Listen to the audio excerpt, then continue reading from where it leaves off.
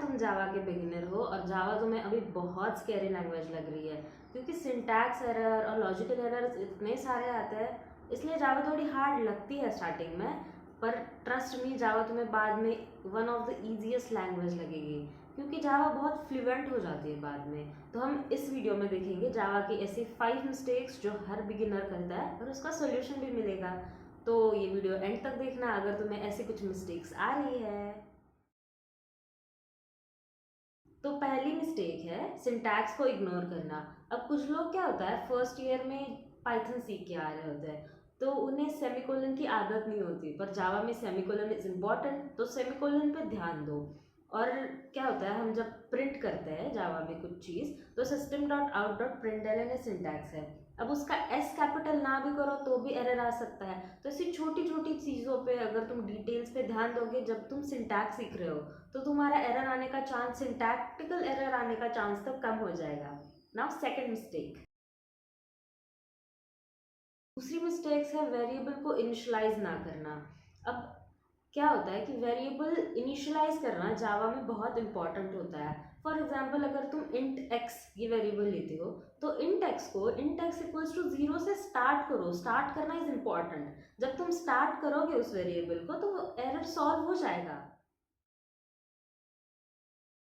Now third mistake, और ये mistake मैं भी बहुत करती थी, वो है लूप्स की मिस्टेक। अब इन्फिनिट लूप्स तो बहुत बिगिनर्स लिखते हैं, और नेस्टेड लूप्स का भी बहुत बहुत बहुत यूज़ करते हैं। नेस्टेड लूप आप इतने बार यूज़ करोगे ना, तो आपको टाइम कॉम्प्लेक्सिटी का बाद में बहुत इशू होगा। नेस्टेड लूप्स का कम यूज़ करो। इसके लिए बेस्ट सोल्यूशन है, आप पहले जो क्वेश्चन दिया है आपको, वो आप पेन पेपर पे पहले सॉल्व करो, उसका लॉजिक पहले ड्रॉ करो, उसके बाद आप पीसी पे लूप्स लगाना। क्योंकि जब आप लूप्स लगाते हो तब time complexity increase increase increase होती है। तो अवॉइड नेस्टेड लूप्स, अवॉइड मत करना। जब यूज हो तब लगाना, बिल्कुल लगाना। बस बार बार वही नेस्टेड लूप्स लगा के अगर कोड कर रहे हो, तो पहले लॉजिक समझो, उसके बाद नेस्टेड लूप्स लगाओ। चौथी और सबसे बड़ी मिस्टेक, ऑब्जेक्ट ओरिएंटेड प्रोग्रामिंग को ना समझना, शॉर्ट ओपी को ना समझना। अब जावा एक ऑब्जेक्ट ओरिएंटेड लैंग्वेज है, तुमको ये मानना पड़ेगा कि जावा एक ऑब्जेक्ट ओरिएंटेड प्रोग्रामिंग लैंग्वेज है। तो उसमें तुम ऑब्जेक्ट ओरिएंटेड प्रोग्रामिंग अगर नहीं सीखोगे, तो जावा तुम्हें एक प्रॉब्लम करेगी। उसके लिए तुम्हें पहले क्लासेस, इनहेरिटेंस, ऑब्जेक्ट्स, इस सबको समझना पड़ेगा। तो इसके लिए एक बेस्ट सोल्यूशन है, तुम क्लासेस, इनहेरिटेंस, ऑब्जेक्ट की पहली प्रैक्टिस करो। छोटे छोटे कोड लिखते समय तुम क्लासेस पे ध्यान दो, कौन सी क्लास हम कहाँ यूज़ करते हैं, मेन मेथड हम कहाँ यूज़ करते हैं, इन सब पे तुम डिटेल्स पे अगर ध्यान दोगे, तो ये बहुत आसान है। तुम बाकी सारी लैंग्वेज करके आते हो, सी प्लस प्लस करके आते हो, पाइथन करके आते हो, उन सब में ये इशू नहीं होता। पर जावा में ये है, क्लासेस एंड ऑब्जेक्ट है, क्योंकि ये ऑब्जेक्ट ओरिएंटेड प्रोग्रामिंग लैंग्वेज है। तो तुम्हें जावा में ऑब्जेक्ट ओरिएंटेड प्रोग्रामिंग पे ध्यान देना ही होगा, और इसमें प्रैक्टिस इज द बेस्ट की।